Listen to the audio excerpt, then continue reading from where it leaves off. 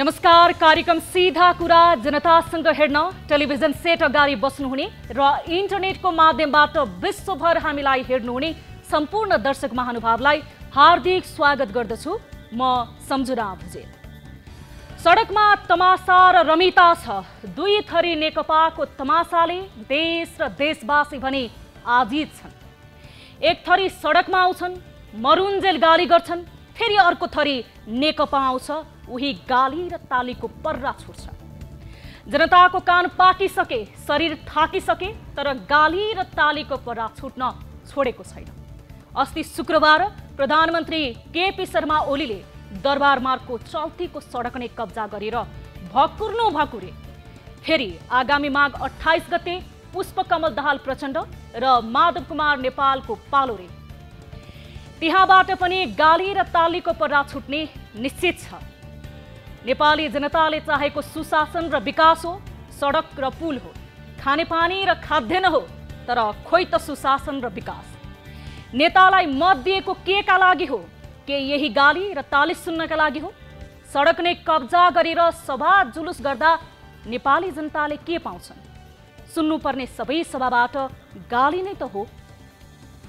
नेपाली शब्दकोशमा सायद अब गाली बारेको शब्द नै सकिन लाग्यो होला, तर नेताहरू नयाँ नयाँ किस्सा र शब्द खोजेर थाकेका छैनन्। पुष्पकमल दाहाल प्रचण्डलाई केपी शर्मा ओलीको कुर्सी चाहिने, केपी ओली मरे नछाड्ने। माधव कुमार नेपाललाई पनि त्यही कुर्सी चाहिने, तर केपी ओलीले मरे नदिने। रामबहादुर थापा बादल हटे वर्तमान पुनाउने। नेताहरूको यही कुर्सीमाथिको भोक र लोभको चाहना सडकमा यसरी छत्ता छुल्ल बनेको छ कि रमिता देखाउन छाडेकै होइन। नेताहरूको र नेकपाको कुर्सी युद्ध भने नेपाली जनताका लागि सशस्त्र युद्ध भन्दा चर्को बन्ने अवस्था देखिँदो छ। देशका धेरै मुद्दा थाँती छन्, धेर नै गर्न बाँकी नै छ।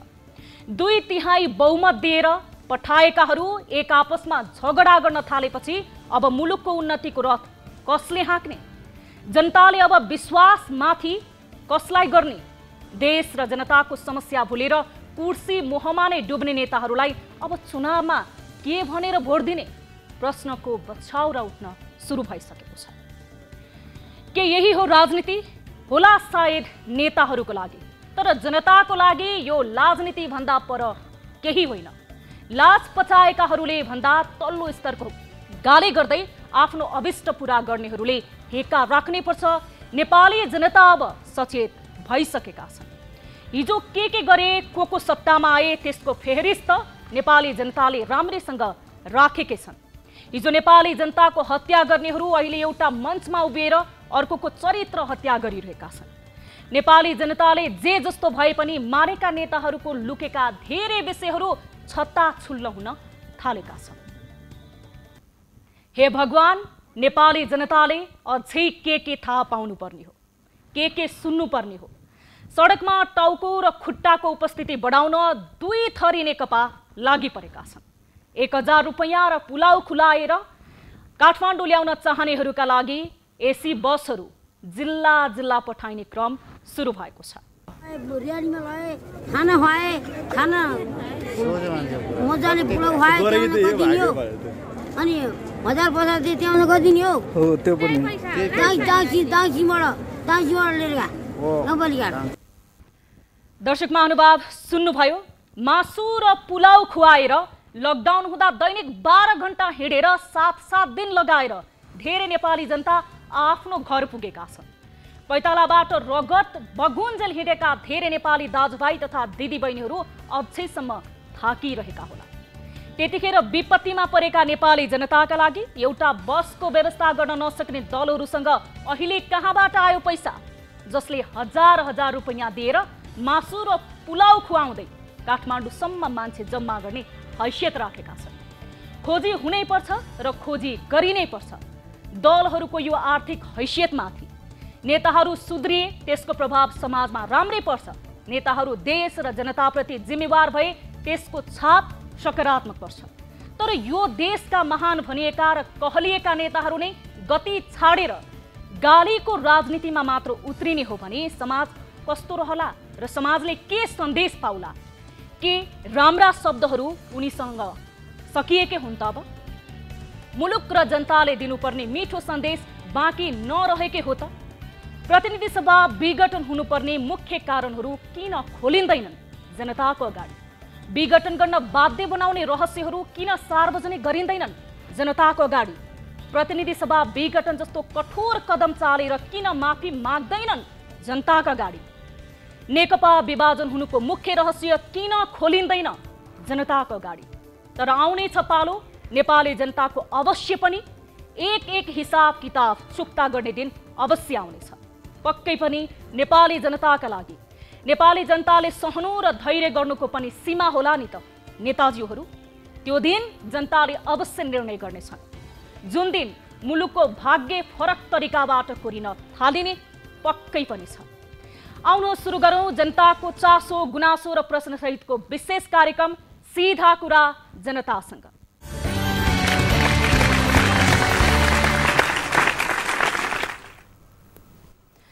दर्शक महानुभाव, स्वागत छ कार्यक्रम सीधा कुरा जनतासँगको अर्को नयाँ एपिसोडमा। आज हामीसँग विविध विषयहरू रहेका छन् र हामीले विशेष रिपोर्टहरू लिएर उपस्थित भएका छौँ।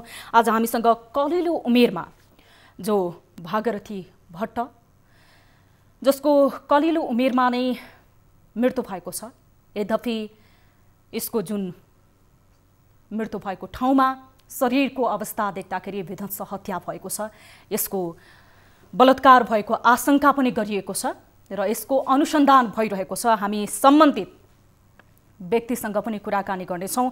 त्यसैगरी हामीसँग झापामा एक विद्यालयमा शिक्षकहरूले नै विद्यालयको छात्रहरूमाथि यौन दुर्व्यवहार गरेको छात्रहरूको आरोप सम्बन्धी रिपोर्ट पनि रहेको छ। यसमा पनि हामी सम्बन्धित व्यक्तिहरूसँग कुराकानी गर्नेछौँ। त्यसैगरी हामीले मोरङ जिल्ला जहाँ सुनको र धनको प्रलोभन देखाएर एक व्यक्तिले अन्धविश्वासमा त्यहाँका चेलीहरूलाई फसाएर भारत लग्ने गरेको विशेष रिपोर्ट पनि आज हामीसँग रहेको छ। त्यसैगरी अहिले सार्वजनिक जग्गाहरू व्यक्तिको नाममा नामसारी गर्ने जुन यो विकृति बढिरहेको छ, यहाँ त सडक नै व्यक्तिको नाममा पास भएको रिपोर्ट हामीसँग रहेको छ र यी बाहेक अन्य विषयवस्तु पनि हामी तपाईसँग समयले भ्याएसम्म समावेश गर्नेछौँ र तपाईँ दर्शक महानुभावको प्रत्यक्ष सहभागिता पनि भाइबर र टेलिफोन मार्फत लिनेछौँ। अब लागौँ कार्यक्रमको सुरुवातमा गाली र तालीबाट। यसअघि हामीले उठाएको विषय अझै पनि बन्द र आम हडताल जस्तो कठोर कदम चाल्नु जाहेज हो र भन्ने प्रश्नमा मत जाहेर गर्नुपर्ने थियो, जसमध्ये 2.49% अर्थात् 256 जनाले तालिमा र 97.51% अर्थात् 10,024 जनाले गालीमा मत जाहेर गर्नु भएको छ। यो जाहेज होइन भन्ने विषयमा बढी मत जाहेर भएको छ। गालीमा धेरै मतको प्रतिशत देख्न सकिन्छ। आजको विषय रहेको छ गाली र तालीको लागि। नेकपाका नेताहरू मञ्चमा उभिएर एकअर्कालाई गाली गरेको देख्दा कस्तो लाग्यो? राम्रै लाग्छ भन्नेले तालीमा र राम्रो लागेन भन्नेले गालीमा भोट गर्न सक्नुहुनेछ। हाम्रो पात्रोको एपमा गएर गाली र तालीका लागि भोट गर्न सक्नुहुनेछ। भोटिङ सुरु हुन्छ अब। तपाईँ सम्पूर्ण दर्शक महानुभावले गाली र तालीमा आफ्नो मत जाहेर गर्न सक्नुहुनेछ, जुन विषय सार्वजनिक चासोको विषय रहेको छ र यसमा तपाईहरूले आफ्नो मत जाहेर गर्न सक्नुहुनेछ हाम्रो पात्रोको एप मार्फत। अब लागौँ आजको पहिलो विषयवस्तुतर्फ। न घरभित्र न त घर बाहिर महिलाहरूका लागि सुरक्षाको भरपर्दो भूमि खुम्चिँदै गएको छ। महिलामाथि हुने हिंसाको एउटा चरम रूप झापाको एउटा विद्यालयमा पनि घटेको छ। के विद्यालय पनि जान नहुने भयो अब छात्राहरूले? ज्ञानको मन्दिर जस्तो पवित्र स्थलमा पनि छात्रहरू सुरक्षित नभएपछि अब उनीहरूले ज्ञान लिन पाउने अधिकारको बाटो नै थुनिदिनु पर्ने भएको छ। कता जाउन् उनीहरू, कता धाउन् उनीहरू? अनैतिक हरकत गर्ने शिक्षकहरू विरुद्ध उजुरी दिने छात्राहरूमाथि उल्टै चेतावनी दियो। हल्ला गरे पढाइ रोकिएला। गाउँपालिकामा उजुरी दिँदा पनि ती शिक्षकहरूलाई सामान्य स्पष्टीकरण लिएर उही विद्यालयमा त्यही छात्रहरूलाई पढाउन पठाइएको छ। जताततै शिक्षकको नाममा भक्षकहरूको उपस्थिति भएपछि छात्रहरू कलम र कापीमा सुरक्षाका लागि अब विद्रोहको अक्षर पनि कोर्नुपर्ने अवस्थामा आइपुगेका छन्। स्थानीयको गुनासोको आधारमा तयार पारिएको यो रिपोर्ट हेरौं। आफ्नो बालबालिकालाई अभिभावकले विद्यालय किन पठाउँछन्? यसको एउटै उत्तर हो शिक्षा आर्जन गर्न। तर शिक्षा आर्जन गर्ने थलोमा यौन दुर्व्यवहार भयो भन्ने सुन्दा हरेक अभिभावकको मन कस्तो हुँदो हो। झापाको एक सामुदायिक विद्यालयमा पढ्न गएका विद्यार्थीमाथि यौन दुर्व्यवहार हुने गरेको घटना बाहिरिएको छ। जिल्लाको कमल गाउँपालिका 3 केर्खामा रहेको शहीद धर्मभक्त माध्यमिक विद्यालयका 2 शिक्षकले वर्षौंदेखि विद्यालयका बालिकामाथि यौन दुर्व्यवहार गरेको खुलेको हो। विद्यालयका शिक्षक शालिग्राम पोखरेल र शिव भट्टराईले बालिकाहरूलाई असहज हुने गरी छुने, गाला मुसार्ने जस्ता अस्वाभाविक गतिविधि गर्ने गरेको विद्यार्थीले संयुक्त रूपमा शिक्षक विरुद्ध आवाज उठाएका छन्। 2 दशकदेखि यो विद्यालयमा कार्यरत पोखरेल प्रावि तहका स्थायी शिक्षक हुन्। तर शिक्षक अभावका कारण उनी माध्यमिक तहमा पनि नेपाली विषय पढाउँछन्। यता 5 वर्षदेखि विद्यालयमा आबद्ध भट्टराई भने मावि तहका अंग्रेजी शिक्षक हुन्। यी 2 शिक्षकले अनेक बहानामा बालिकाको संवेदनशील अङ्ग छुने, गाला मसार्ने लगायतका कुकृत्य गर्दै आएको पीडित बालिकाहरू बताउँछन्। पीडित बालिकाहरूका अनुसार होमवर्क हेर्ने निहुले संवेदनशील अङ्गमा छुने क्रियाकलाप गर्दै आएका थिए। तर उनीहरूले डर त्रासका कारण शिक्षकको यस्तो घृणित क्रियाकलाप बाहिर ल्याउन सकेका थिएनन्। उल्टै विद्यालय प्रशासनले भने दुर्व्यवहारका विरुद्ध आवाज उठाउने बालिकाहरूलाई विद्यालयको अफिसमा लगेर 2 घण्टा थुनियो र विषय बाहिर नल्याउन भन्दै सम्झाइ बुझाइ गरेर भित्रै मिलाउन खोजियो। यति मात्र होइन, यो घटनाको विरुद्धमा बोल्ने विद्यार्थीलाई विद्यालयबाटै निकाल्ने धम्की समेत दिएको विद्यार्थीहरू बताउँछन्। हिंसा चिन्ने र प्रतिकार गर्न सिकाउने शिक्षकबाटै विद्यार्थीहरू वर्षौंदेखि यो विद्यालयमा पीडित भइरहेका छन्। तर यो विषय कमल गाउँपालिकासम्म पुग्दा पनि गाउँपालिका अन्तर्गत शिक्षा शाखाले दोषी शिक्षकलाई स्पष्टीकरण सोध्ने र सचेत गराउने बाहेक केही पनि गर्न नसक्ने बताउँदै आएको छ। दर्शक महानुभाव, जुन विद्यालयमा छात्राहरू सुरक्षित छन् कि छैनन् भन्ने विषयमा प्रश्न गम्भीर रूपमा उठेको छ। यस विषयमा हामी कुराकानी गर्न गइरहेका छौं। हामीसँग यति बेला विद्यालयका प्रधानाध्यापक काजीमान पौडेल, जो शहीद धर्मभक्त माध्यमिक विद्यालयका प्रधानाध्यापक हुनुहुन्छ, टेलिफोन सम्पर्कमा जोडिनु भएको छ। हामी उहाँसँग कुराकानी गर्नेछौँ। प्रधानाध्यापकज्यू, हजुर, स्वागत छ यहाँलाई कार्यक्रम सीधा कुरा जनतासँगमा। धन्यवाद हजुर, धन्यवाद। अब सबैभन्दा पहिला तपाईलाई मैले कुराकानी गर्न खोजे, अब यो लकडाउनको समयमा कसरी सञ्चालन भइरहेको छ विद्यालय? हजुर, लकडाउनको समयमा विद्यालयहरू चाहिँ एउटा जटिल मोडमा पुगिसकेपछि हामी चाहिँ खास गरी विद्यालय व्यवस्थापन समिति चाहिँ कमल गाउँपालिका शिक्षा शाखा र प्रशासन सबै मिलेर कसरी अगाडि जाने भन्ने कुरा चाहिँ हामीले एउटा चाहिँ जुन विद्यालय सञ्चालन टिका निकालिसकेपछि त्यस आधारमा हामीले प्लानिङहरू बनायौँ र त्यो प्लानिङको आधारमा हामीले विद्यालयहरू खास गरी 2 चरणमा हामीले सञ्चालन गर्यौँ। एउटा चाहिँ हामीले चाहिँ 2 घण्टा, 2 देखि 2.5 घण्टा, 10 बजेदेखि 12 बजे, 12:30 बजीसम्म चाहिँ एउटा 1 to 7 लाई चलायौँ भने। हजुर हजुर, तपाईसँग कुराकानी गर्न खोजेको अर्को गम्भीर विषय के रहेको छ भने तपाईको विद्यालयमा जसले पठन पाठन गराउँदै आउनु भएको थियो, नेपाली विषय र अंग्रेजी विषयका शिक्षकहरू जसको नाम रहेको छ शालिग्राम पोखरेल र शिव भट्टराई, उहाँहरूले त्यो विद्यालयमा अध्ययनरत छात्रहरूमाथि यौन दुर्व्यवहार गरेको आरोप छ। सर, यो विषयमा तपाईलाई जानकारी छ? हजुर, पक्कै पनि हजुर, यस्तो गम्भीर विषय जानकारी नहुने कुरा रहेन हजुर। हामीले चाहिँ यस विषयमा विद्यार्थीहरू भाइ बहिनीहरूबाट पनि हामीले जानकारी लिएका छौँ हैन। उनीहरूले पनि एउटा गम्भीर विषय उठाएका छन् जसले हामीलाई गम्भीर बनाएको पनि छ। र त्यसपछि हामीले चाहिँ 2 जना जुन यहाँले प्रश्न उठाउनु भएका 2 जना साथीहरूबाट पनि केही कुराहरू हामीले बुझेका छौँ र यसरी दुई पक्षबीचको कुरा बुझिसकेपछि हामीले पहिलो चरणमा विद्यालय व्यवस्थापन समिति र त्यसपछि विद्यालय प्रशासन सहायक प्रहरी र 2 जना आरोपित शिक्षकहरू र त्यसपछि विद्यार्थी भाइ बहिनीहरू बसेर वास्तवमा के हो त, भाइ बहिनीहरूले चाहिँ उठाएका इस्युहरू के हुन् भन्ने हिसाबमा भाइ बहिनीहरूबाट पनि हामीले लिएका छौँ र शिक्षक साथीहरूबाट पनि त्यो कुरा हामीले चाहिँ बुझेका छौँ र त्यस आधारमा हामीहरूले चाहिँ दुवै पक्षलाई राखेर कसरी अगाडि चाहिँ यो समस्या जुन गम्भीर प्रकृतिको छ, विद्यार्थीहरूको मनोभावनामा चाहिँ एउटा जुन किसिमको एउटा गहन प्रश्न उठेको छ, त्यसलाई चाहिँ कसरी गर्ने भन्ने हिसाबमा हामीले चाहिँ विद्यालय व्यवस्थापन समिति, त्यसपछि शिक्षक स्टाफ अनि बाल सञ्जाल, आमा समूह, विद्यार्थी सङ्गठनहरू, कमल गाउँपालिका शिक्षा शाखा प्रमुख, कमल गाउँपालिका वार्ड नम्बर 3 का वार्डाध्यक्ष लगायत र विद्यार्थी भाइ बहिनीहरूका चाहिँ अभिभावक ज्यूहरू हैन राखेर एउटा चाहिँ विराट हामीले अन्तर्क्रिया छलफल कार्यक्रम प्रधानाध्यापकज्यू, अब तपाईहरूको अन्तर्क्रिया र छलफलले के निचोड निक्लियो त्यो त तपाईले स्पष्ट मलाई भन्न सक्नु भएन, तर विद्यालयमा अध्ययनरत गर्ने छात्राहरूले हामीसँग सम्पर्क गरेर गुनासो गर्दाखेरि जसले यो यौन दुर्व्यवहारको विषयमा आवाज उठाउँछन्, जसले उजुरी गर्छन्, ती विद्यार्थीहरूलाई, ती छात्राहरूलाई विद्यालयले कारबाही गर्ने, यातना दिने, यो कुरा बाहिर गयो भने राम्रो हुने छैन भनेर धम्क्याउने, भोलिको दिनमा फेल गराइदिन्छु भन्ने, यो के गर्न खोज्नु भएको सर? मिलाउन खोज्नु भएको होइन? हजुरले कसरी बुझ्नुभयो? अब मेरो कुरा हैन, यहाँले प्रश्न सुन्नुपर्छ।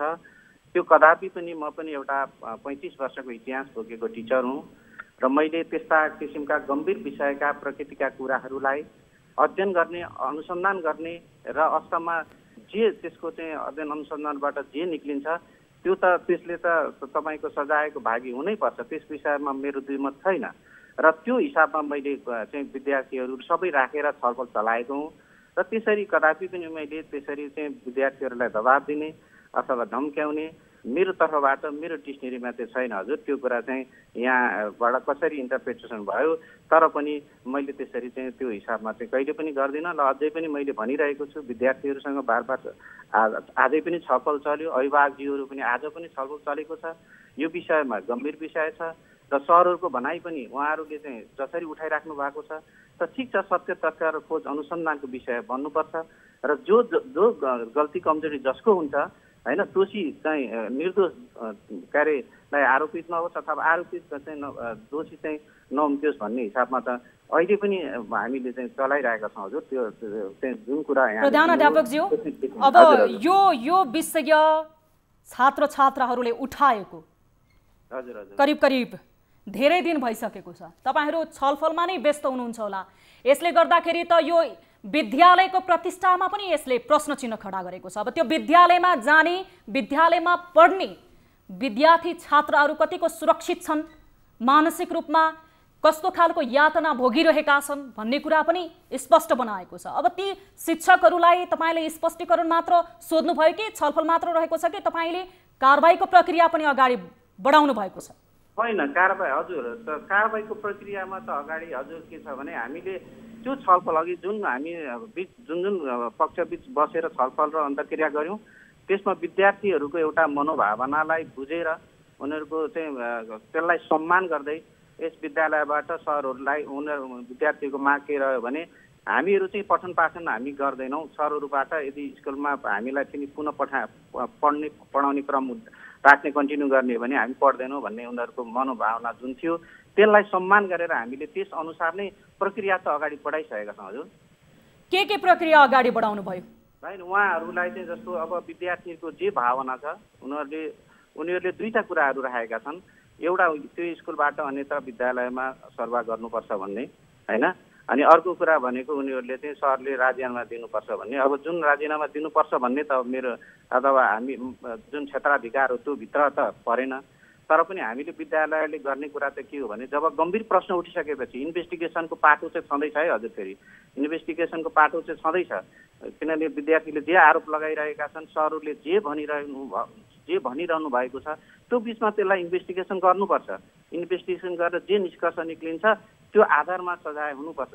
तर त्यो एउटा पाटो भयो हजुरको। अर्को विद्यालयले गर्न सक्ने कुरा के हो त भन्दाखेरि पहिलो नम्बरमा हामीले सचेत गराउने हो, यो इस्यु के उठ्यो, किन उठ्यो, यो इस्युको बारेमा हामीले विद्यार्थीहरूलाई सरहरूलाई सचेत गराउने हो। दोस्रो कुरा भनेको उहाँहरूलाई लिखित स्पष्टीकरण लिने हो। तेस्रो कुरा भनेको उहाँहरूलाई यहाँबाट अन्यत्र स्थानान्तरण गर्ने हो। होइन। हामीले विद्यालयले गर्ने क्षेत्र अधिकारभित्रको कुरालाई हामीले कन्टिन्यू गरेका छौँ र इन्भेस्टिगेसनको कुरा पनि छँदैछ हजुर। र तपाईले बताइरहनु भएको छ अनुसन्धानको पाटो त छँदैछ, अब यो विषय अहिले छलफलमा रहेको छ भनेर, तर त्यो विद्यालयमा ती जो शिक्षकहरू हुन्छ नेपाली र अङ्ग्रेजी अध्यापन गराउने शिक्षक शालिग्राम पोखरेल र शिव भट्टराईले यो व्यवहार पहिलोचोटि मात्र गर्नुभएको होइन, वर्षौंदेखि उहाँहरूले यो किसिमको व्यवहार गर्ने, त्यहाँ छात्रहरूलाई उहाँहरूको संवेदनशील अङ्गमा छुने, त्यस पछाडि उहाँहरूलाई सुमसुमाउने लगायत अन्य गतिविधिहरू उहाँको पहिलादेखि नै थियो। तपाईहरूले यो कुरालाई छलफलमै टुङ्ग्याउन खोज्नु भएको त होइन नि? हजुर सुन्नु न, अब यो जुन विषय भनेको तपाईँ होइन, अब अहिले उठे र अगाडि पनि यस्तो थियो, सरले यसो गर्नुहुन्थ्यो भनेर त्यहाँ विद्यार्थीहरूले ल्याइरहेका छन् होइन। त्यो कुरा त हामीसँग त 2 दिन योभन्दा अब 7-8 दिन अगाडि नै आएको हो। त्यसपछि त्यो जब विषय आयो भने त त्यसलाई हामीले गम्भीरतापूर्वक नै लिएका छौँ नि हजुर। अब यो गम्भीर प्रकृतिको एउटा अपराध पनि हो, तपाईहरूले अब यसको लागि छानबिन समिति गठन गर्नुभएको छ? प्रहरी समक्ष यो कुरा पुगेको छ? प्रहरी प्रशासन समक्ष? होइन, त्यो त पुगेको छ, उहाँहरूले इन्भेस्टिगेसनको लागि हामीसँग पनि सोधपुछ भएको छ होइन। चाहिँ यो कुरा त अब के प्रहरी समक्ष भन्दा पनि आम रूपमै गएको छ, त्यसैले इन्भेस्टिगेसन चाहिँ होस्। अब रियालिटी के हो त होइन, सत्य तथ्य कुरा चाहिँ निस्कनु जरुरी छ भन्ने कुरातर्फ चाहिँ उहाँहरूले पनि भन्नुभएको छ, हामी पनि त्यही भन्छौँ हजुर। अब विद्यालयमा सम्पूर्ण छात्रहरू ढुक्क भएर आफ्नो घर पछाडिको अर्को सबैभन्दा विश्वास गर्ने र सबैभन्दा निर्धक्कसँग बस्ने विद्यालय हो, त्यो हिसाबले निर्धक्क भएर सबै छात्रहरू त्यहाँ पढ्न सक्छन्? अब सक्छन्, त्यसको लागि वातावरण मिलाउनुहुन्छ तपाईँ प्रधानाध्यापक भएको हैसियतले? पक्कै पनि हजुर, किनभने अहिले म आम रूपमा जो विद्यार्थीहरूले जसरी गम्भीर प्रश्न उठाएका छन् त्यसलाई नै एड्रेसिङ गर्दै, त्यसलाई सम्मान गर्दै, विद्यार्थीहरूको मनोभावनालाई बुझ्दै र त्यो एउटा चाहिँ छात्रहरू एउटा निर्धक्कसँग यो हाम्रो विद्यालय हो, यो विद्यालयमा हामी सुरक्षित छौँ, सुरक्षित रूपमा पढ्न पाउँछौँ भन्ने वातावरणमा क्रिएट गर्नको लागि त हामी निरन्तर लागिरहेका छौँ। समय र जानकारीको लागि धेरै धेरै धन्यवाद प्रधानाध्यापकज्यू। यो संवेदनशील विषय छ, कुनै पनि विद्यालयमा जाने छात्रहरूले निर्धक्क भएर आफ्नो नैसर्गिक अधिकारमा पाएको शिक्षा आर्जन गर्न पाउनुपर्छ। तपाईको विद्यालयमा जुन विद्यालयको प्रतिष्ठा र शिक्षकहरूको नैतिकतामा उठेको यो प्रश्न हो, यसलाई गम्भीर रूपमा तपाईहरूले लिनुहुनेछ र यदि ती शिक्षकहरू दोषी ठहरिएमा तपाईहरूले फेरि सम्झाइ बुझाइ गर्ने र यसलाई सामान्य रूपमा लिने कुरामा नजानुहोला। विशेष गरी विद्यालय पवित्र क्षेत्र मानिन्छ, जहाँ ज्ञान आर्जन गर्नको लागि व्यक्ति स्वयं सक्षम हुनको लागि जाने ठाउँ मानिन्छ। अन्यायको विरुद्ध आवाज उठाउनको लागि र न्यायका प्रावधानहरू के हुन् भनेर पनि सिक्नको लागि शिक्षाको महत्त्वपूर्ण स्थान रहेको छ। तर त्यही शैक्षिक क्षेत्रमा छात्रहरू यसरी अन्यायमा पर्छन्, गुरु भनाउँदाहरूले नै यसरी छात्रहरूलाई यो किसिमको हरकत गर्छन् भने विद्यालयमा कस्तो किसिमको पठन पाठन भइरहेको छ, शिक्षकहरूको मनस्थिति कस्तो रहेको छ भनेर पक्कै पनि सोच्नुपर्ने अवस्था आएको छ। दर्शक महानुभाव, अब लागौं अर्को विषयवस्तुतर्फ। अन्धविश्वासले पराकाष्ठ नागेपछि विराटनगरमा एक परिवारले आफ्नी कलकलाउँदी छोरी गुमाउन विवश भएका छन्। टुनामुना, तन्त्रमन्त्र र भूत प्रेतमा औधी विश्वास गर्ने नेपाली समाजमा समय समयमा कल्पना बाहिरका घटनाहरू घटिरहन्छन्। यही क्रममा प्रदेश 1 को राजधानी विराटनगरमा पनि यस्तै घटना घटेको छ। घरभित्र रहेका भूतप्रेत मनसाउने र घरभित्र जमिन मुनि रहेको गार्धन निकाल्दिने बहाना बनाएर तथाकथित एक धामीले पुरै परिवारलाई आफ्नो झुटमा लट्ठ्याएर 7वटा नदीको पानी ल्याउने भन्दै छोरी लिएर कुलेलम ठोकेका छन्। ती धामीले छोरीलाई कहाँ पुर्यायो कुनै ठेगाना लाग्न सकेको छैन। धेरैले भारतको पन्जाब पुर्याएको अनुमान गरे पनि प्रहरी प्रशासनले पनि खोजीमा कुनै साथ नदिँदा त्यो परिवार अहिले बेचैनीमा डुबेको छ। प्रहरीकोमा निवेदन दिन जाँदा पनि हुर्केकी छोरी हिँड्छे त भन्दै परिवारलाई निराश पार्दा छोरी खोज्ने सबै उपाय भुत्ते बन्न पुगेको भन्दै परिवारले सबै सदस्य यतिखेर दुःख मनाउन गरिरहेका छन्। विराटनगरबाट टिभी जर्नलिस्ट धीरज दाहालले पठाएको यो रिपोर्ट हेरौं। विज्ञानले संसारलाई नै चमत्कारिक चुनौती दिइरहँदा प्रदेश नम्बर 1 को राजधानी विराटनगरमा भने अन्धविश्वासमा पर्दा माझी परिवारमा वज्रपात परेको छ। भूतप्रेत भगाउने र घरको जमिन मुनि रहेको गाढधन र सुन प्राप्त गर्ने नाममा माझी परिवारले आफ्नी फूल जस्ती छोरी गुजेश्वरी माझीलाई गुमाउनु परेको छ। गत पुस 25 गते सडकमा उभिरहेको एक युवकसँग सुनिल भनिने दिलीप मण्डल भएको सामान्य कुराकानीका क्रममा सो युवकले आफू धामी रहेको र विभिन्न रोगको उपचार गर्न सक्ने भनेपछि गुजेश्वरीकी आमा दुखनसरी माझीले आफ्नो घरमा भूतप्रेत रहेको नरहेको हेरिदिन आग्रह गरेकी थिइन्। सो आग्रहपछि दिलीप मण्डलले दुखनसरीको घरमा गएर जिन पिसाच रहेको र पाठ पूजा गरेर पिसाच निकाल्ने र घरमा जमिन मुनि ठूलो परिमाणमा सुन गाडिएर रहेको भन्दै सुन निकालिदिने भन्दै प्रलोभन देखाएका थिए। आफ्नो घरमुनि सुन रहेको र धामीले निकालिदिने भनेपछि लोभिएकी दुखनसरीको घरमा त्यसपछि दिलीपको आउजाउ बाक्लो हुन थाल्यो। गत माघ 10 गते घरमा परेवाको बलि दिँदै पूजापाठ गर्दा घरको पूजा कोठामा खनेर धामी दिलीपले गणेशको मुगा भएको सुनको औँठी फेला पारेर देखाएका थिए। औँठी फेला पारेपछि माझी परिवारको अन्धविश्वास धामीमाथि अझ बलियो भएर बस्यो। बेटा छोराका चाहिँ कुन चल्ने इठरी गेने लाजने बहुतैयो गाड़ के ते ये कौन करा दिल के इटा गरम इतना थारी कसा थारी में पूजा करी के तकर दोसर दिन ये ले तो फेन इटा रानी के हमरा पूजा करी के पेरवा काटी के कल के कखरू खाने दिया तोरा से खिया पेरवाना है गाड़ी दिया उना रोया तुया कखरू नहीं कहिया उता सामान निकलते। औँठी फेला पारेपछि माझी परिवारको विश्वास जितेका दिलीपले अब घरमा गाडिएर रहेको सुन निकालिदिने र त्यसको लागि तन्त्र विद्याको प्रयोग गर्न भन्दै 50,000 रकम चाहिने बताए। दुखनसरी, उनका श्रीमान रघुनन्दन र छोरी गुजेश्वरी तीनैजनाले कञ्चनबारीको एक गहना पसलमा गहना धिक्तो राखेर 50,000 रुपैयाँ दिलीप मण्डललाई जिम्मा लगाएका थिए। माझी परिवारबाट रकम पाएपछि धामी दिलीप मण्डलले घरमा रहेको सुन निकाल्न अब 7वटा खोलाको पूजा गर्नुपर्ने र त्यसका लागि विवाह नगरेकी कन्या चाहिने भन्दै घरमै समेत कम बोल्ने र समाजमा संस्कारी छोरीको पहिचान बनाएकी गुजेश्वरीलाई आफूसँग पठाउन भनेपछि अन्धविश्वासले अन्धो बनेको माझी परिवारले आफ्नी छोरी मण्डलको जिम्मा लगाएका थिए। 7वटा खोलाको पानी बोकाउन पठाएकी छोरी त्यसपछि बेपत्ता बनेसँगै माझी परिवारले बल्ल आफूहरू ठगिएको थाहा पाए। उता घरभन्दा बाहिर इटहरीमा रहेर व्यवसाय गर्ने गुजेश्वरीका दाजु बहिनी बेपत्ता भएको जानकारी पाएर बहिनी खोज्न भौतारिरहेका छन्।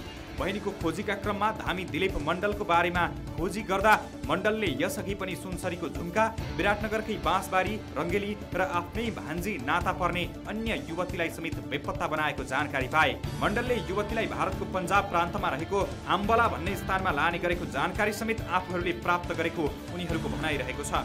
यसरी भारत लगिएका युवतीहरूको त्यसपछिको अवस्था के हुने हो भन्ने रहस्य नै बनेको छ। त्यसले 4-5 ठाउँबाट केटी लगेको रहेछ। हामी खोज्दै जाँदा खासमा के छ भने अब केटी लाँदा के भन्छ अरे आफ्नो इज्जतको डरले खोजतलास गरेर ल्याउँछ, बिहे शादी गर्छ, मिडियामा आउँदैन हैन। जस्तो तपाईँको झुम्काबाट पनि लगेको थियो, यता तपाईँको रङ्गेलीबाट पनि लगेको थियो, बाँसबारीबाट पनि लगेको हो। हराएका युवतीहरूमध्ये बाँसबारीकी युवतीलाई भारतबाट फर्काएर अभिभावकले विवाह गरिदिएको जानकारी भएपछि आफूहरू सो परिवारसम्म पुगेको, तर परिवारका सदस्यले आफ्नी छोरीको विवाह बिग्रने भन्दै आफूहरू समक्ष आउन अस्वीकार गरेका बेपत्ता युवतीका दाइ ध्रुव माझीले बताए। अर्कोतर्फ बहिनी हराएको पीडा बोकेर जिल्ला प्रहरी कार्यालय मोरङ जाँदा प्रहरीले उमेर पुगेकी बहिनी केटासँग भागी होला नि भन्दै दाजु ध्रुव माझीको पीडामा नुन छर्कने काम समेत गरेको उनको आरोप छ। प्रहरीमा सर हामी गए 11 गते होइन, आइतबारको दिन गए, शनिबार घटना भयो। प्रहरीमा दिँदाखेरि उमेर पुगेको छ भागो डाइरेक्ट भन्छ क्या, सुरुमा भागो होला, होइन यस्तो घटना भएको छ। अनि अहिलेको जमानामा यस्तो घटना हुन्छ होइन छ। हामी तपाईँको खोजतलास गरिरहेको छु, सब थोक इन्टरभ्यू लिइरहेको छु, त्यहाँ समाजमा पनि हेरिरहेको छु। हामी पनि फिल्ड घुम्दाखेरि त्यसको बानी बेहोरा सबै थाहा पाउँदै गयौँ क्या। विज्ञानलाई चुनौती दिँदै अन्धविश्वासका नाममा समाजमा घट्ने यस्ता घटनाहरूमा कतिपय परिवारले इज्जत जाने भन्दै घटना सार्वजनिक गर्न सकिरहेका छैनन्। तर माझी परिवारले भने आफ्नो घरको इज्जत गुजेश्वरी नै बेपत्ता बनेपछि अरू कोही गुजेश्वरी जस्तो बन्नु नपरोस् भनेर दिलीप मण्डललाई कारबाही गर्न माग गरेका छन्।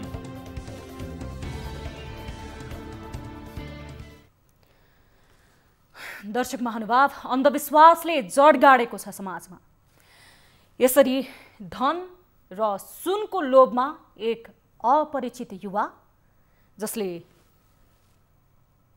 अन्धविश्वास देखाएर आफ्नी छोरीलाई लिएर गएका छन् र यति बेला परिवारका सदस्यहरू हार गुहार गरिरहेका छन्। प्रहरी प्रशासनले समेत कुनै पनि चासो नदिएको भन्दै गुहार गरिरहेका छन्। हामी यति बेला सम्बन्धित प्रहरी प्रशासनका प्रतिनिधिसँग पनि कुराकानी गर्नेछौँ यस विषयलाई लिएर। यति बेला हामीसँग मानबहादुर राई जो प्रवक्ता हुनुहुन्छ जिल्ला प्रहरी कार्यालय मोरङका, उहाँलाई यस विषयमा कुराकानी गर्नको लागि हामीले कार्यक्रम सुरु हुनुभन्दा केही बेर अगाडि समय लिएका थियौँ। यद्यपि उहाँले यति बेला टेलिफोन सम्पर्क उठाइरहनु भएको छैन। हामी उहाँसँग सम्पर्क गरेर यस विषयमा कुराकानी गर्नेछौँ। एक परिवार यति बेला आफ्नी छोरी हराइसके पछाडि हार गुहार गरिरहेको छ। घटनामा प्रहरीले के गर्दैछ भनेर हामी प्रहरी प्रशासनका जो मानबहादुर राई प्रवक्ता हुनुहुन्थ्यो जिल्ला प्रहरी कार्यालय मोरङका, उहाँसँग कुराकानी गर्ने प्रयास गरिरहेका छौँ।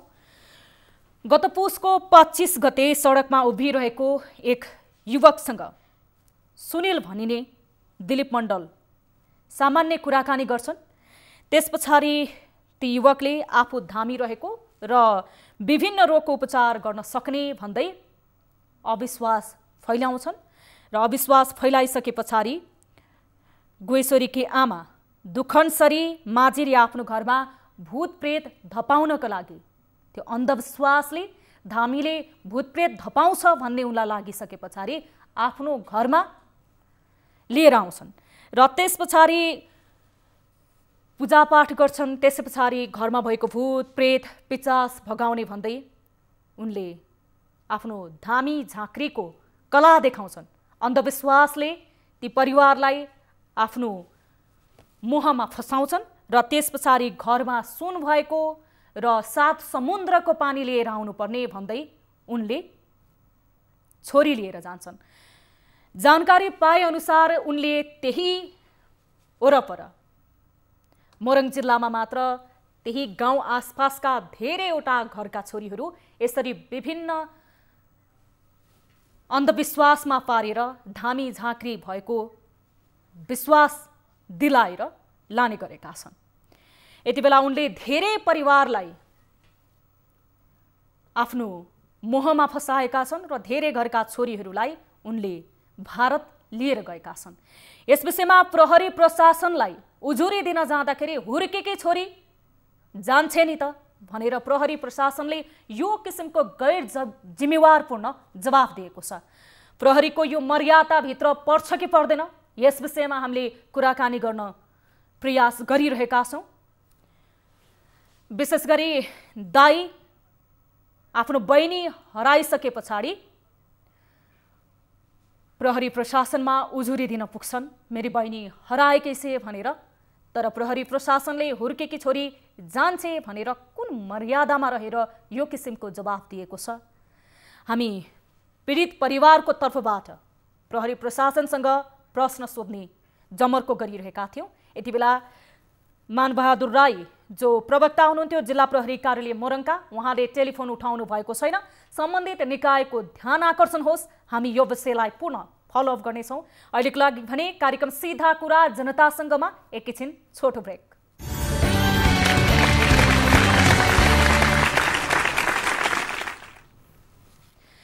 ब्रेकपछि स्वागत छ दर्शक महानुभाव। कार्यक्रम सीधा कुरा जनतासँगको अर्को नयाँ एउटा एपिसोडमा आज हामीले विविध विषयहरू उठान गरिरहेका छौँ र अब लाग्छौँ अर्को महत्त्वपूर्ण विशेष रिपोर्टतर्फ। एक समय गाडी उडेका राजमार्ग नै व्यक्तिको कब्जा गरेर ठुल्ठुला घरहरू निर्माण गरेका छन्। यो अचम्म र उद्वेगलाग्दो घटना हेर्न चितवन गए पुग्ने भएको छ।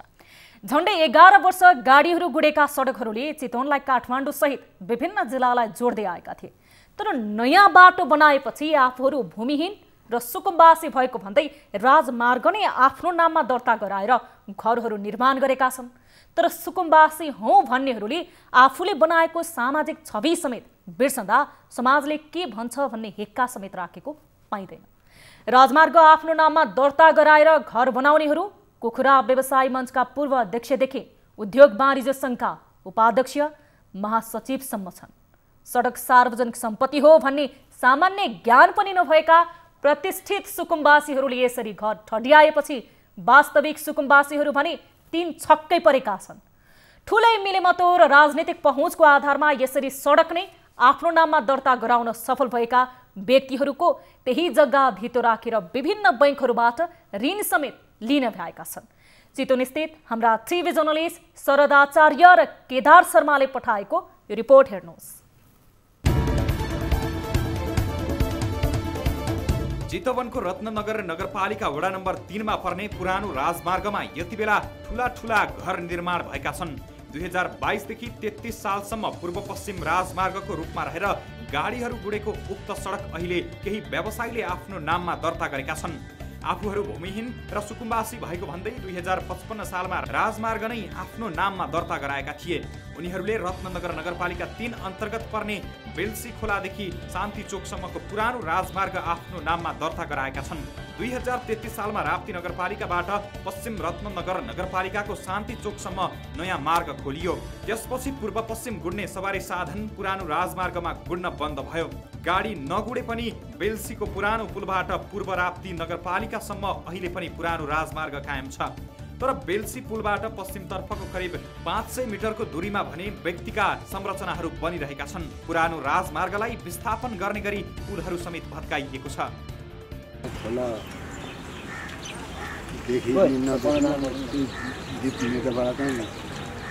राजमार्गदेखि बिचको चाहिँ जुन पिल्लर छ पिल्लरबाट चाहिँ उता सोझो देखिन्छ।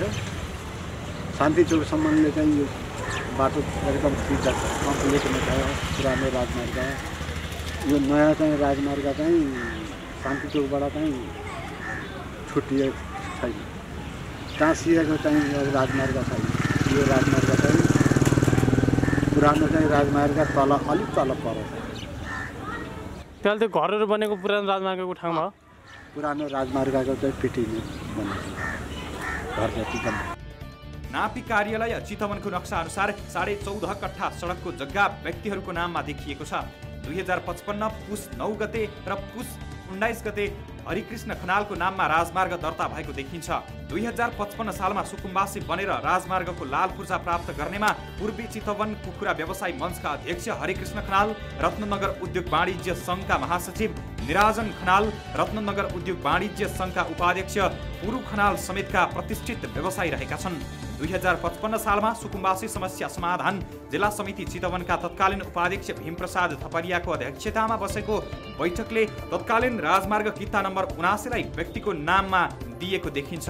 थपलियाको अध्यक्षतामा 2055 मङ्सिर 27 गते बसेको बैठकले सडक अन्तर्गतको 12 कट्ठा जग्गा दिने निर्णय गरेको छ।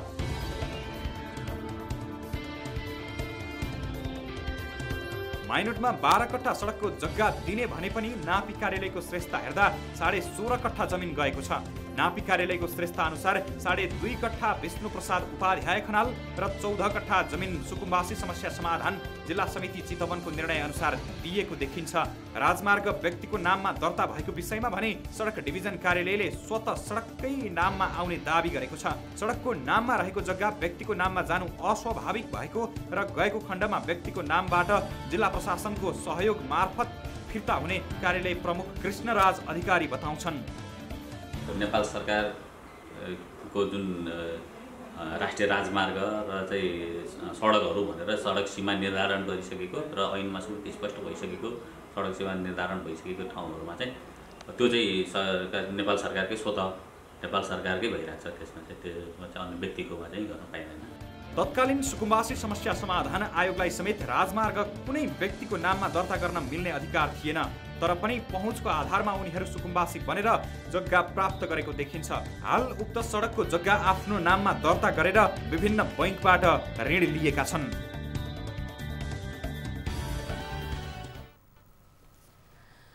दर्शक महानुभाव, सरकारी जग्गा अतिक्रमणका न्युजहरू हामीले धेरै पटक उठाएका छौँ। यति बेला हामीसँग कुराकानी गर्नको लागि टेलिफोन सम्पर्कमा जोडिनु भएको छ भीम प्रसाद थपलिया, जो तत्कालीन उपाध्यक्ष हुनुहुन्छ सुकुम्बासी समाधान जिल्ला समिति चितवनका।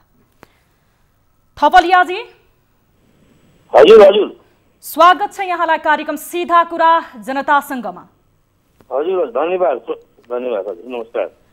अब यो सडक नै पास गर्नुभएछ। सडक त सार्वजनिक जग्गा हो नि, सार्वजनिक सम्पत्ति हो नि, त्यो त तपाईँलाई थाहा छ।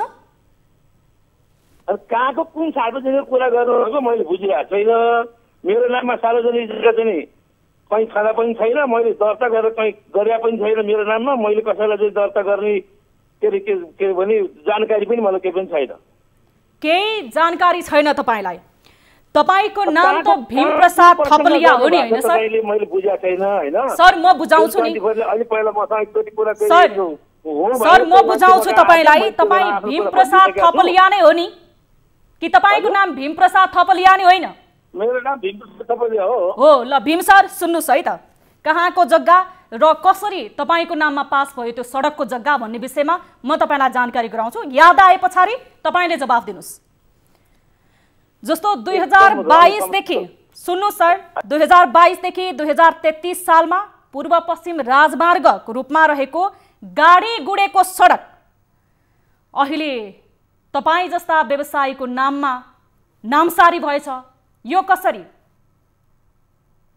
सबैले कुरा बुझेर प्रश्न गर्नु। मेरो नाममा यो देशमा यो दुनियाँभरिमा कहीँ सार्वजनिक जग्गा नामसारी भएर कहीँ आएको पनि छैन, गएको पनि छैन मेरो नामबाट, आएको पनि छैन मेरो नाममा। सर, चितवनको रत्ननगर नगरपालिका वडा नम्बर 3 मा पर्ने पुरानो राजमार्गमा त्यो राजमार्गको जग्गा तपाईको नाममा नामसारी गर्नु भएको हो कि हैन? ए म्याडम, मेरो घर राप्ती नगरपालिका वार्ड नम्बर 1 मा बस्छ। रत्ननगरमा मेरो कुनै जग्गा जमिन पनि छैन, केही पनि छैन। मेरो घर राप्ती नगरपालिका वार्ड नम्बर 1 मा बसोबास गर्छु। मेरो घर जग्गा जमिन त्यही छ, जे छ त्यही छ।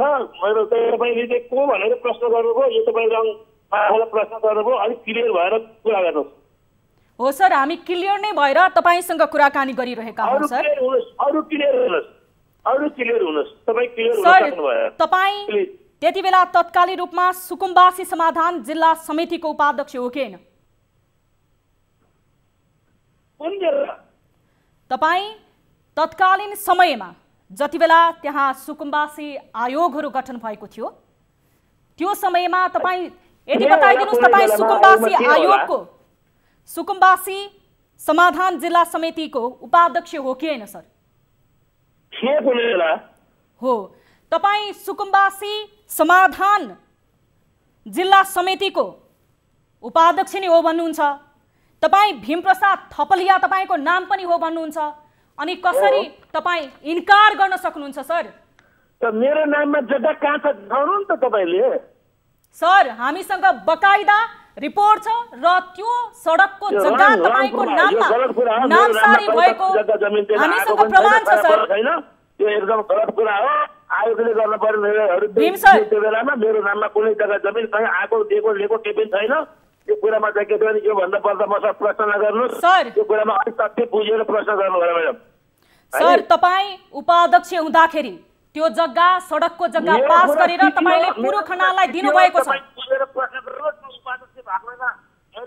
सरकारको प्रतिनिधि भएर जति काम गरेको छु। मेरो नाममा कुनै जग्गा जमिन लिएको कहीँ कतै के पनि छैन। यो बारेमा तपाईँ क्लियर भएर मात्रै अनि मसँग प्रश्न गर्नुहोस्। तपाईको नाममा भनेको होइन सर, पुरो खनाल तपाईले जग्गा दिनुभएको एकजना पात्र हुन्। तपाईँ त सुकुम्बासी, कसरी तपाईको नाममा जग्गा हुन सक्छ र सर? तपाईले त पुरो खनाल जस्तो धेरै व्यक्तिलाई जग्गा दिनुभयो नि सेटिङमा। तपाईको प्रश्न मैले बुझिरहेको छैन। कहिले तपाईले जग्गा नाम लिनुभयो भन्नुहुन्छ, कहिले कसलाई दिनुभयो भन्नुहुन्छ, तपाईले भन्न खोजेको कुरा मैले त्यो सडकको जग्गाको माफिया त तपाईँ हो नि, यति त स्वीकार्नुहुन्छ? तपाईले के भन्न मन लाग्छ त्यही भन्नुहोस्। तपाईँको मर्जी हो, तपाईँलाई जे भने पनि हुने रहेछ। तपाईँले जमिन, तपाईँको टेलिभिजन जमिन भन्दा हामीसँग प्रमाण छ सर। कुनै बेलामा भीम सर, नेपाल सरकारसँग कुरा गर्नुहोस्। नेपाल सरकारको प्रतिनिधि भएर मैले काम गरेको हो। तपाईले पुरो खनाल लगायत अन्य व्यक्तिहरूको नाममा जग्गा पास गराउनको लागि ठूलो भूमिका खेल्नु भएको छ। किनकि तपाईँ सुकुम्बासी समाधानको जुन जिल्ला समितिको उपाध्यक्ष हुनुहुन्थ्यो तत्कालीन समयमा, तपाईँले पुरुखनाल लगायत धेरै व्यक्तिहरूलाई जग्गा पास गराउनु भएको छ। मैले 8000 मान्छेलाई जग्गा दिएको छु, 8000लाई। अनि कसरी तपाईँ इन्कार गर्नुहुन्छ? ती 8000 व्यक्तिहरूलाई जग्गा दिँदाखेरि सडक नै दिने, सडक नै व्यक्तिको नाममा पास गरिदिने सर? सडक कहीँ कतै दिएको छैन, कसैको सडक कहीँ कतै केही पनि दिएको छैन। यो कुराका क्लियर हुनुहोस् तपाईँहरू। तपाईँहरूलाई कहाँ गलत फहमी भएको छ, के भएको छ, तपाईँ राम्रोसँग बुझेर मलाई प्रश्न गर्नु, त्यति कुरा हो। सर, वडा नम्बर 3 पुरानो राजमार्ग लगायत धेरै स्थानहरू छन् सर जहाँ केही वर्ष अगाडि सडकमा गाडी गुड्थे, अहिले बिल्डिङ थरिएका छन् सर। प्रश्न गर्नु खोज्नु भएको रहेछ, यो गलत प्रश्न गर्नु भएको छ। यो कुरा राम्रोसँग बुझेर अनि त्यहाँपछि कुरा गर्नु होला। बकाइदा बुझेर गरेका छौँ, एक एक आधार र तथ्यले तपाईँलाई प्रश्न गरेका छौँ। तपाईँ तत्कालीन उपाध्यक्ष हुनुहुन्छ, त्यति बेला तपाईँ स्वयं आफ्नै मातहतमा सम्पूर्ण व्यक्तिको नाममा तपाईँ जग्गा भक्काभक पास गर्नुहुन्छ अनि तपाईँलाई प्रश्न गर्दाखेरि बुझेर गर्नुहोस् भन्नुहुन्छ सर? 8000 किता जग्गा चाहिँ वितरण गरेका छ मेरो नेतृत्वमा। सर सडकमा सुन्नुहोस् न, त्यसो भएदेखि तपाईँले होइन भीम सर तपाईँले स्वीकार्नु भयो नि, मैले होइन सुकुम्बासी आयोगले भनेपछि सुकुम्बासी समस्या समाधान समितिको उपाध्यक्ष त तपाईँ हुनुहुन्थ्यो तत्कालीन समयमा। नेपाल सरकारको प्रतिनिधिको रूपमा काम गरेर आउँथे। नेपाल सरकारको सडकको जग्गा चाहिँ तपाईँले कसरी व्यक्तिको नाममा दिनुभयो त? के भन्नुभयो? शान्ति चोकको जुन पुरानो राजमार्गको जग्गामा सडकमा बिल्डिङ बनाउनको लागि तपाईँको यति ठुलो हात छ भने तपाईँ आफै बताउँदै हुनुहुन्छ यति ठुलो योगदान दिएको छ भनेर, अनि यो विषयमा तपाईँलाई प्रश्न गर्दाखेरि तपाईँ बुझेर गर्नुहोस् भन्नुहुन्छ? बुझेर तपाईँले मलाई पहिला प्रश्न यो गर्नुभयो, पहिला प्रश्न के भन्नुभयो? तपाईँले आफ्नो नाममा जग्गा लैजानुभयो भनेर भन्नुभयो। सर तपाईँले आफ्नो नाममा सुन्नुहोस् सर, तपाईँ के प्रश्नमा नअल्झिनुहोस् न सर। पत्रकार भएर भीम सर तपाईँ अरूको प्रश्न के प्रश्न भन्नेमा नअड्किनुहोस्। त्यो जग्गा सडकको जग्गा सार्वजनिक सम्पत्ति व्यक्तिको नाममा पास गराउनको लागि त तपाईँ त महत्त्वपूर्ण भूमिका खेल्नु भएको हो कि होइन? होइन भने भन्नुहोस्।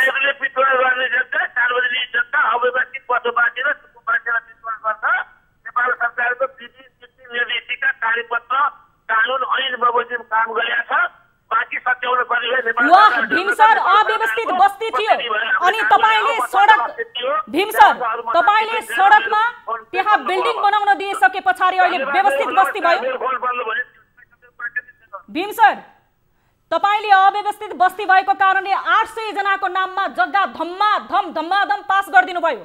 तपाईँ तत्कालीन सुकुम्बासी समस्या समाधानको उपाध्यक्ष हुँदा अनि अहिले सडकमा बिल्डिङ बने पछाडि त्यो व्यवस्थित बस्ती भयो। 1000 किता बाँड्यो मैले, मेरो नेतृत्वमा भएको, मेरो अध्यक्षको नेतृत्वमा भएको हाम्रो टिमले। ए तपाईँको टिमको मान्छे चाहिँ अब तपाईँ लगायत अन्य ती टिमका मान्छेहरू पदाधिकारीहरू चाहिँ भनिसके पछाडि सुकुम्बासीको नाममा तपाईँहरूले त हुकुमबासी काम गर्नुभएछ। भन्दा बाहिर कसैले केही पनि काम गरिरहेको छैन। सरकारको नीति र विधिले भित्र लगाएर काम गरिएको छ। त्यो बारेमा चाहिँ तपाईँ क्लियर भएर चाहिँ अरू बोल्न पर्ने। सर हामीसँग प्रमाण छ सर, म क्लियर छु, तपाईँले सिकाइरहनु पर्दैन सर, हामी क्लियर छौँ। हाम्रो पत्रकारिताको विषयमा तपाईँ पछि प्रश्न गर्नुहोस्।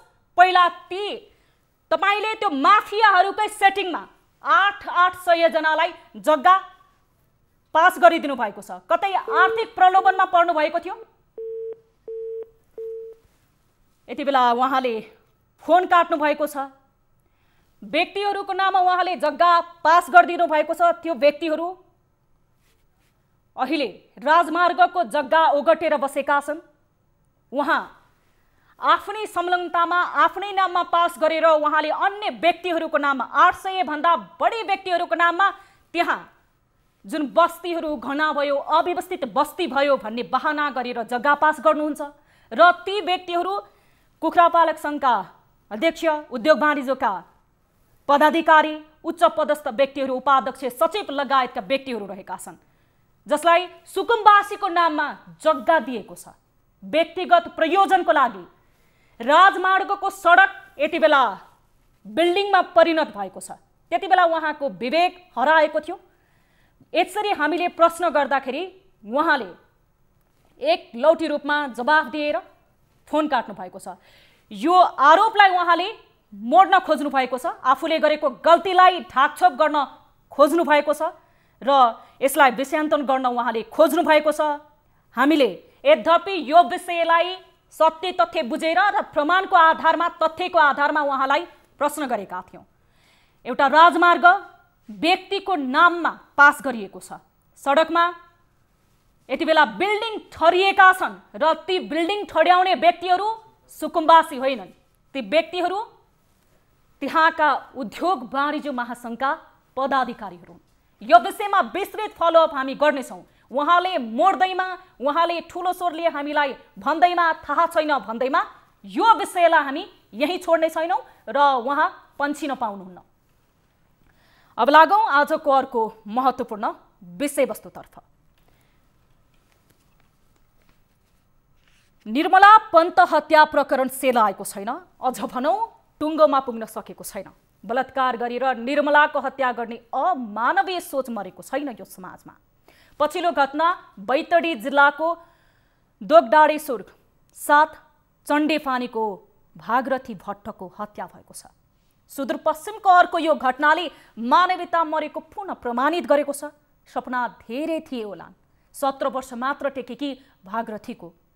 इहलीला समाप्त पार्न उद्रेत दानवहरूले समाजमा त्रास फैलाएका छन्। भागरथीको हत्याराहरू कहिलेसम्म प्रहरी कैदमा पर्छन् थाहा छैन। निर्मला पन्तले अझै न्याय पाउन सकेको छैन। त्यो पीडा पुनः दोहोरिने त होइन, शङ्काहरू प्रशस्तै छन्। तर प्रहरी भन्छ अन्याय हुन दिँदैनौँ, घटनाको अनुसन्धान भइरहेको छ, दोषीलाई नियन्त्रणमा लिनका लागि बाटो साँगुरिएको छ। परिणाम के हुन्छ हेरौँ। 1.5 महिना अघि मात्र पति गुमाएकी दुरा भट्टले आफ्नी छोरीको छेद विच्छेद सब देख्नु पर्दाको पीडा कसले पो बयान गर्न सक्ला।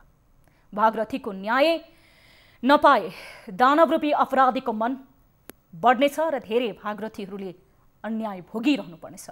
बैतडीबाट टिभी जर्नलिस्ट उत्तर विष्टले पठाएको यो रिपोर्ट हेरौँ।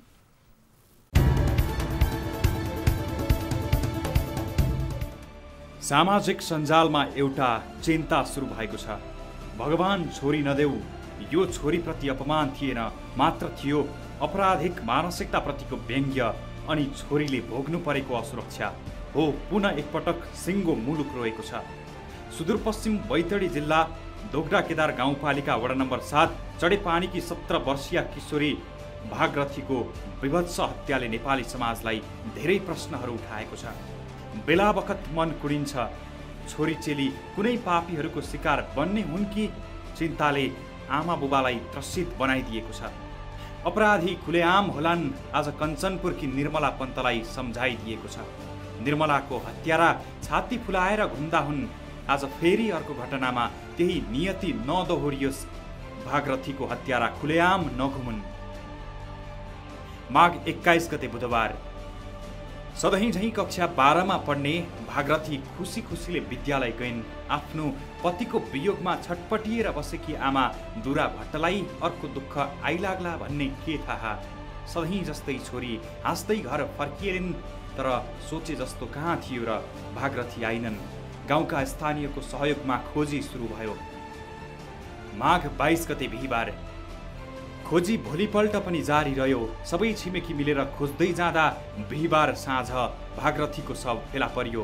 विभत्स अवस्थामा शव भेटिएपछि चढेपानी स्तब्ध बनियो। एकाएक कालो बादल मडारिए झैँ आमा दुरा सम्हालिन नसक्ने भइन्। प्रहरीलाई खबर गरियो। सबै छिमेकी मिलेर खोज्दै जाँदा बिहीबार साँझ भागरथीको शव जङ्गलमा क्षत विक्षत अवस्थामा भेटिएको थियो। चढेपानीका 3 जना विद्यार्थीले बाटो छेउको झाडीमा भागरथीको शव भेट्टाए। उनको मृत शरीर देख्दा सिङ्गो गाउँ नै रोयो। आँसु नझार्ने कोही थिएनन्। लगाएको लुगा च्यातिएको र अर्धनग्न अवस्थामा शव भेट्टाएको मृतकका काकाले जानकारी दिए।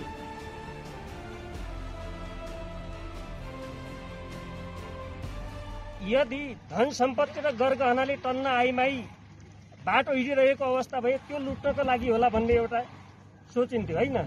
अनि त्यसपछि त्योसँग कुनै रिसिडी अथवा कसैसित कल झगडा भएको यता कता अघि पछि त्यो पत्ता लगाएको भए लागेको भए थाहा भएको भए त्यो हुन सक्थ्यो, एउटा कल्पना गर्न सकिन्छ भने त्यो त थिएन नि। एउटा निर्दोष बालिकाले पढ्न पाउनुपर्छ, विद्यालय भर्ना भएको अवस्थामा उसले विद्यालय त पढ्न पाउनु पर्थ्यो नि, त्यो त उसको नैसर्गिक अधिकार हो नि। भने त्यसमाथि प्रहार गर्न कहीँ टाढाको दूर दराजको मान्छे होइन, त्यो नजिकको हो, त्यसलाई जसरी पनि फाँसी दिनुपर्छ, हाम्रो मान्यता त्यही। माघ 23 गते शुक्रबार घटना भएको तेस्रो दिन भागरथीले न्याय पाउनुपर्ने माग गर्दै प्रदर्शनहरू भए। कतै निर्मला जस्तो अपराधी उन्मुक्त हुने हो कि भन्ने चिन्ताले समाजलाई सताएको छ। प्रहरीले घटनास्थललाई सिल गर्दै अनुसन्धान तीव्र पारेको जनाएको छ। सनातन धर्म माविमा कक्षा 12 मा अध्ययनरत भागरथीको विभत्स रूपमा हत्या भएको घटना बाहिरिएपछि विद्यार्थी, स्थानीय राजनीतिक दलका प्रतिनिधिहरू आन्दोलनमा उत्रिएका छन्। अहिले यो घटनाको अनुसन्धानका लागि तालिम प्राप्त कुकुरको सहायताले केन्द्रीय अनुसन्धान ब्युरोको टोली र क्षेत्रीय प्रहरीको टोलीले समेत अनुसन्धान सुरु गरिरहेको छ। माघ 24 गते शनिबार पनि अनुसन्धानमा कमी कमजोरी नहोस् भन्दै दबाब दिन थालिएको छ। देशभरबाट भागरथीले न्याय पाउनुपर्ने आवाज उठाइएको छ। घटनाको अनुसन्धान साँघुरिएको प्रहरीले बताउँदै आएको छ। माघ 25 गते आइतबार देशव्यापी रूपमा घटनाको अनुसन्धानका लागि दबाब बढेपछि सुदूरपश्चिम प्रदेश प्रहरी कार्यालयबाट प्रहरी नायब महानिरीक्षक उत्तमराज सुवेदीको टोली घटनास्थल पुगेको छ। शवको अवस्था शरीरभरि नीलडाम लुगाहरू च्यातिएको अर्धनग्न अवस्थामा शव भेटिएको छ। यौनाङ्गबाट रगत बगेको देखिनुले बलात्कारपछि हत्या भएको आशंका गरिएको छ। यति बेला शव जिल्ला अस्पताल बैतडीको शवगृहमा राखिएको छ। सोमबारसम्ममा अस्पतालले पोस्टमार्टम रिपोर्ट उपलब्ध गराउने बताएको छ। चिकित्सकहरू पनि बलात्कारपछि हत्या भएको आशंका नजिक छन्। भागरथीका परिवार र आमाको अवस्था दैवले पनि साथ दिएन, यस्तै पीडा थपिएको छ भागरथीको आमालाई। 1.5 महिना अघि सुगरका बिरामी पतिले संसार छोड्दा दुरा भट्टको सिन्दूर पोछियो। पति वियोगको आँसु थामिएका थिएनन्।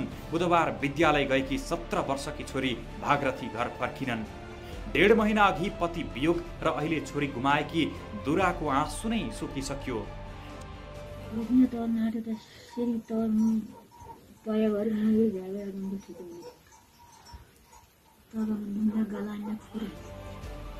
छोरीको बलात्कारपछि हत्या भएको र सबैलाई चटक्कै छोडेर गएको पत्यार लागिरहेको छैन दुरालाई।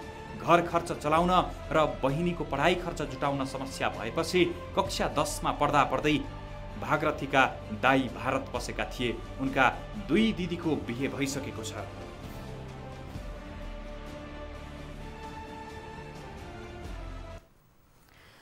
दर्शक महानुभाव, समाजमा कहाली लाग्दो तरिकाले छोरी चेलीहरूको यसरी विध्वंस हत्या भइरहेको छ, जसले समाजको पछिल्लो परिवेशको उदाहरण दिइरहेको छ। भागरथीको हत्याले देश स्तब्ध बनेको छ। छिटोभन्दा छिटो भागरथीले न्याय पाउन हामी थप जानकारी लिनेछौँ। सुदूरपश्चिम प्रदेशका प्रहरी कार्यालयका प्रवक्ता मुकेश कुमार सिंह यति बेला हामीसँग टेलिफोन सम्पर्कमा जोडिनु भएको छ। प्रवक्ताज्यू, स्वागत छ यहाँलाई कार्यक्रम सीधा कुरा जनतासँगमा। धन्यवाद। अब यो भागरथी जो 17 वर्षीय किशोरी हुनुहुन्थ्यो, उहाँको हत्याको यो अनुसन्धान कसरी भइरहेको छ?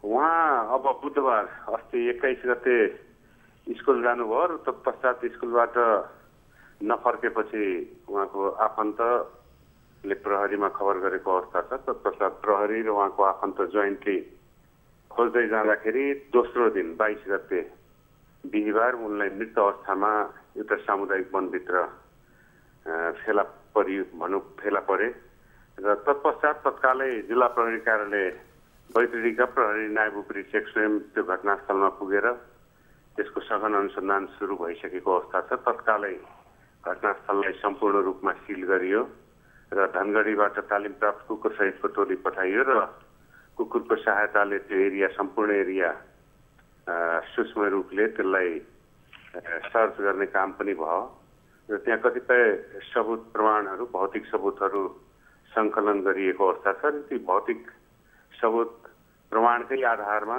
र त्यहाँ हामीले प्राप्त गरेका सूचनाको आधारमा त्यस भेगका केही व्यक्तिहरूलाई हामीले स्क्रिनिङ गर्ने, बोलाउने, तिनीहरूको त्यो घटनाको बारेमा जानकारी लिने काम हामीले सुरु गरिसकेका छौँ। सँगसँगै मृतकको मोबाइल पनि हामीले फेला पार्यौँ, त्यसबाट पनि कतिपय कुराहरू हामीले जानकारी लिएका छौँ र त्यसको पनि टेक्निकल एनालाइसिस भइरहेको अवस्था छ। सँगसँगै यो घटनाको संवेदनशीलतालाई नै दृष्टिगत गरेर तत्कालै सुदूरपश्चिम प्रदेश प्रहरी कार्यालयका प्रहरी वरिष्ठ उपरीक्षक जनकराज पाण्डेको नेतृत्वमा एउटा विशेषज्ञ सहितको टोली बैतडी पुगिसकेको अवस्था छ, जुन टोलीले त्यहाँका अनुसन्धान टिमलाई, जिल्लाको अनुसन्धान टिमलाई प्राविधिक सहयोग गर्दै गरेको अवस्था छ र आज मात्रै प्रदेश प्रहरीका प्रमुख डिआइजी साहब पनि बैतडी पुगिसक्नु भएको छ र घटनाको अनुगमन गर्ने आवश्यक निर्देशन दिने काम भइरहेको अवस्था छ। यसरी हामी यो घटनालाई अत्यन्त संवेदनशील भएर हिँडिरहेका छौँ। यसको सबै पाटोबाट अनुसन्धान सुरु गरिएको छ र यसको हामी तार्किक निष्कर्षमा पुग्छौँ भन्ने हाम्रो विश्वास छ। प्रवक्ताज्यू, अब पोस्टमार्टम भइसकेको छ भनेर हामीले जानकारी पाएका छौँ। यद्यपि परिवारले, पारिवारिक स्रोतले यति बेला सब बुझ्न नमानिरहेको पनि हामीले जानकारी पाएका छौँ। यस विषयमा पनि जानकारी गराइदिनुहोस् न, जस्तो पोस्टमार्टम रिपोर्ट आएको हो।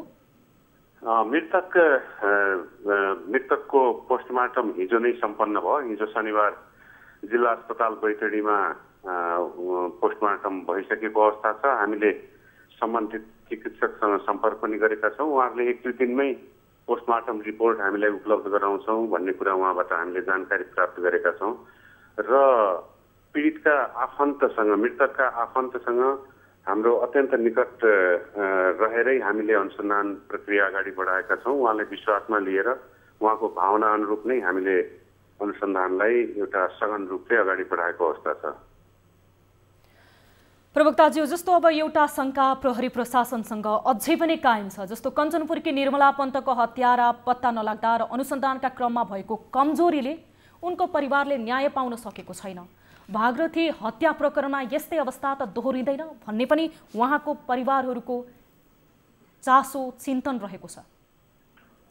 हामीले हरेक घटनालाई एउटै दृष्टिकोणबाट हेर्न त्यति उपयुक्त हुन्न। यो कञ्चनपुरको घटना पक्कै पनि एउटा लामो समय भयो, सबैको स्वाभाविक चासो पनि छ र हामी प्रहरी संगठनको पनि यसमा गम्भीर चासो भएकै कारणले अझै पनि यसलाई निरन्तर रूपले हामीले यसलाई अनुसन्धान गर्दै गरेको अवस्था हो।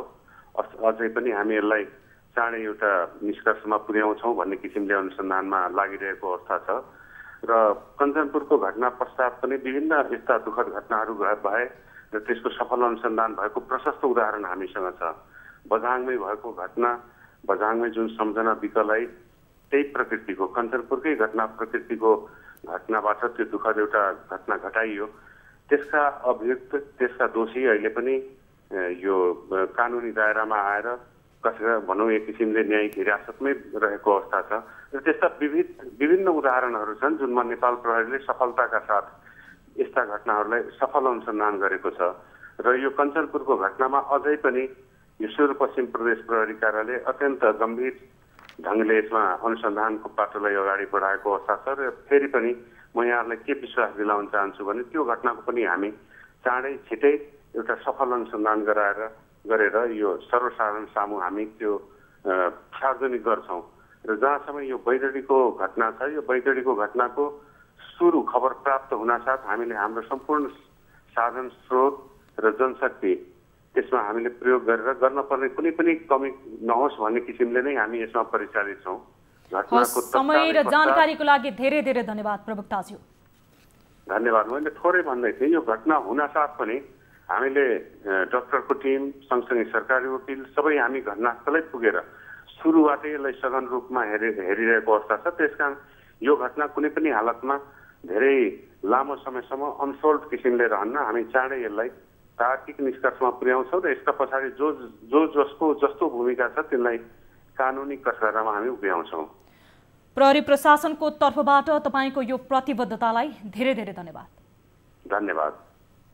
यति बेला हामीसँग मुकेश कुमार सिंह जो सुदूरपश्चिम प्रदेश प्रहरी कार्यालयको प्रवक्ता हुनुहुन्थ्यो, हामीसँग 17 वर्षीय युवती भागरथी भट्टको विध्वंस हत्याको विषयमा प्रारम्भिक अनुसन्धानको विषयमा जानकारी गराउँदै हुनुहुन्थ्यो। विविध विषयका साथ कार्यक्रम सीधा कुरा जनतासँगको आजको निर्धारित समय सकिएको छ। थप न्युजको लागि हाम्रो वेबसाइट www.news24nepal.com हेर्न नभुल्नुहोला। साथै तपाईले हामीलाई फेसबुक, ट्विटर र युट्युबमा पनि फलो गर्न सक्नुहुनेछ। यस्तै मोबाइल, भाइबर र इमेलबाट हाम्रो हेल्प डेस्कमा कुनै समस्या र गुनासो छन् भने सम्पर्क राख्न सक्नुहुनेछ, जसको लागि हाम्रो टोल फ्री नम्बरहरू रहेको छ 1660 011 2424 र 98 015 7 2424 र 98 84 011 037 मा 24 घण्टा तपाईहरूले कुनै समस्या र गुनासो र प्रश्नहरू रहेका छन् भने हामीलाई सम्पर्क गर्नुहोला। कार्यक्रम सीधा कुरा जनतासँगबाट सम्झना भुजेललाई बिदा दिनुहोस्। हामी निरन्तर न्युजमा छौँ। नमस्ते।